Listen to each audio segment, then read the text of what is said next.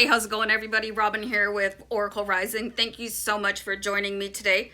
So, category today is imposter syndrome. So, I stumbled across this phrase when I was just kind of scrolling or whatever, and I thought it was really interesting, and I needed to know a little bit more about that. So, I started doing some research. And I thought it was interesting enough to bring it to your guys' attention because this could be something that is affecting your life and you might not even know about it. And when you become aware of it and some of these habits and aspects, you might be able to guide yourself to a more healthy state of mind. So let's talk about imposter syndrome a little bit.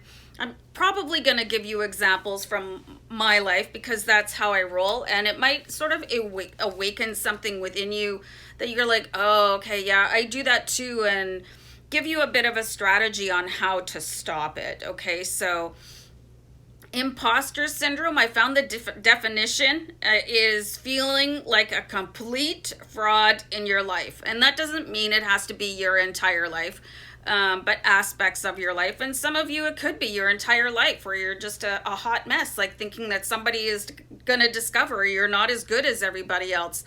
Something that I read a while ago is, basically everybody in life has absolutely no idea what they're doing. So they're just doing their best or hoping that it's perceived that way. So let's talk about the first point that I have here, and I have several. And the first one is feeling incompetent. Okay. And this is something that I find that other people will cast upon you. People saying, well, you're just not good enough for the job, or you're just not good enough to do this or be with me. So that can give you sort of an ongoing feeling that you're never going to be good enough for something. So that probably came from somebody and whose voice keeps going through your head and telling you that, because it's probably not your own self-talk. It's somebody else's statement that you've added your own voice to, and now it's part of your everyday litany of negative inner saboteur thoughts. So really have a look at that.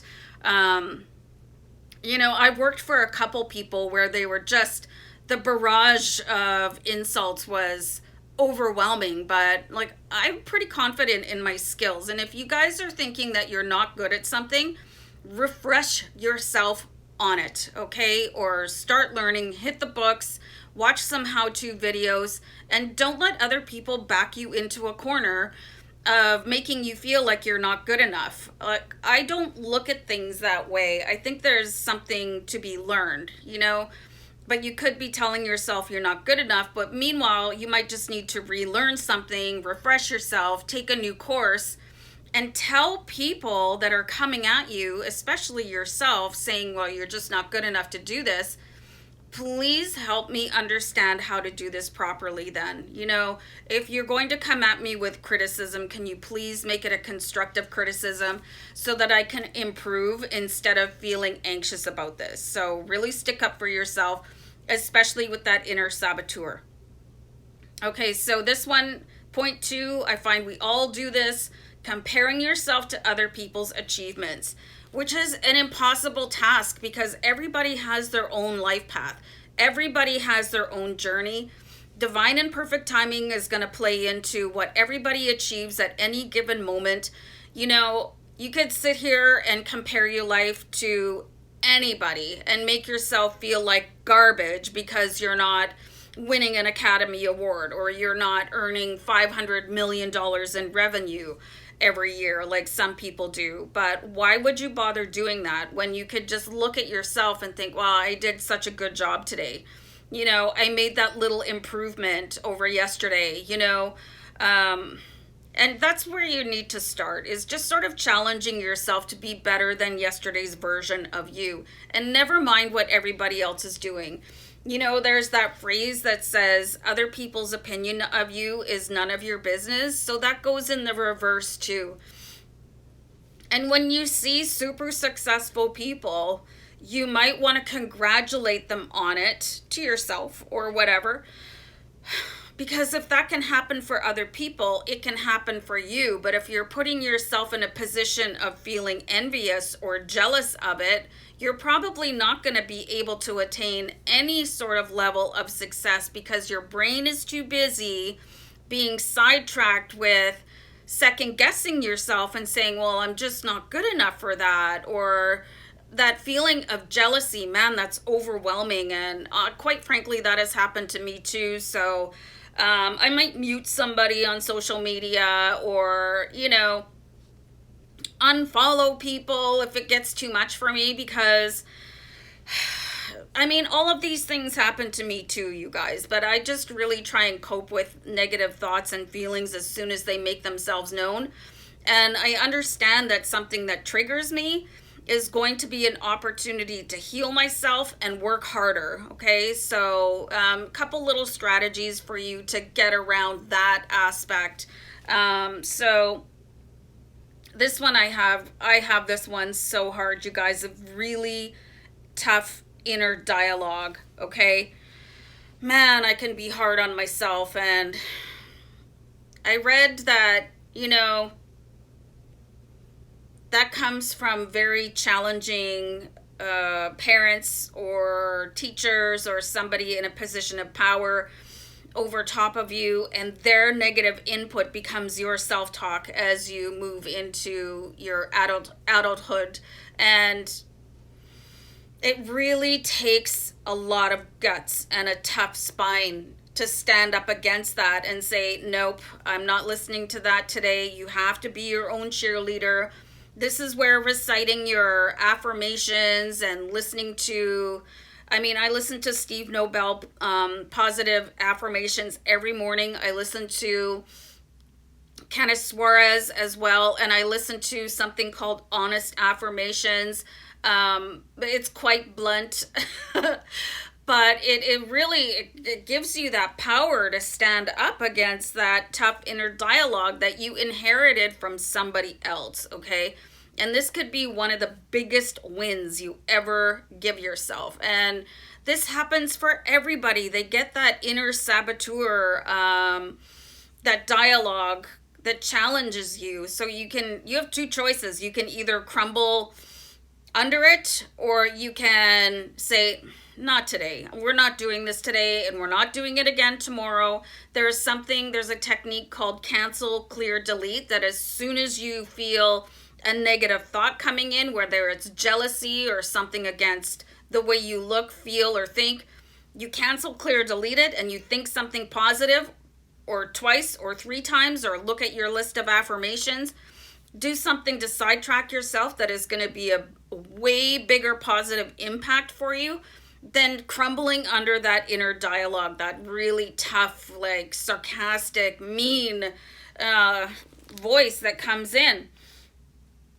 Okay, so this one is really, really, this is important to understand. Inappropriate goal setting. Okay, so success is a journey. Results are cumulative, Things happen in stages. It's very rare that people are this overnight success that you hear about. People grind and hustle in silence until they get to that, and all of a sudden they're on the scene. But what happened before that? So you're typically seeing with other people the success story, and things can be really fluffed up.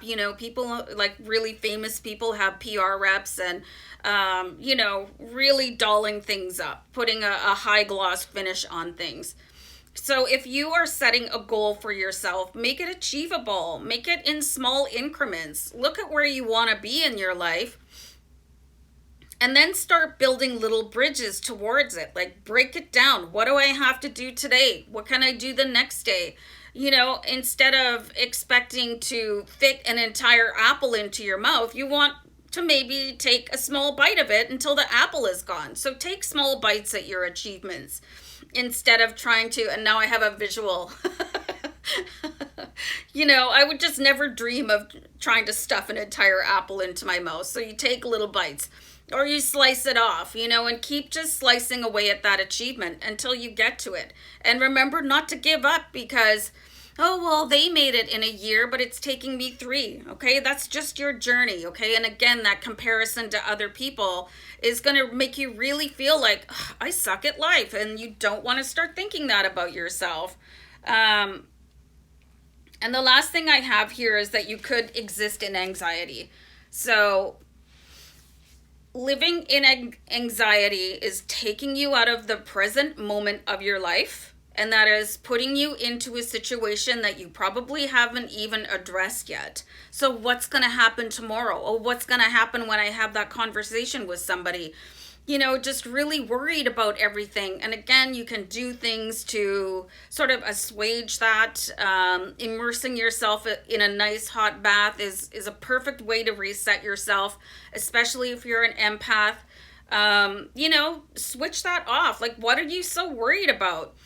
I read this, actually, it was a meme that I saw. It was like, so you're basically a skin-covered skeleton hurtling around the sun on a massive rock, and what are you afraid of? Like, why are you afraid of that? So finding a way to live in your own authenticity instead of feeling like a complete fraud. And we've all had moments like that, all of us, but you wouldn't be hired for the job, you wouldn't be with a particular person, you wouldn't be living the life that you're living if it wasn't for you. It is for you. You deserve everything that you have right now, all the good, so stop feeling like you don't deserve good things to happen for you, and really embrace your ability to adapt to situations and know that you can adjust your skill set at any time, so start having real faith and take some pride in who you are. And you are worthy of the best. And if it takes a little bit longer than somebody else, and if you don't look exactly the way that you think that you should look as you go on your journey, those are other things that need to be dealt with as well. And you might really want to make a list of things that I want to improve this about myself, instead of making a list of things that I hate about myself. If you want to have rock hard abs, like, maybe get off the couch. I said that to myself yesterday as I was inhaling a bag of chips. I'm like, oh, well, this is going to go right to my backside. But I thought, well, I have the option of putting the bag of chips down, but I didn't, so I'm okay with that. So find out what you're okay with, what you can live with, what you can improve on, and the things that you're absolutely blessed to be, and stop feeling like you don't deserve to be where you are, especially if you're doing a really good job or whatever. So anyway, guys, I found imposter syndrome incredibly interesting, so I hope you did too. And I'm going to wrap it up. Peace. Bye.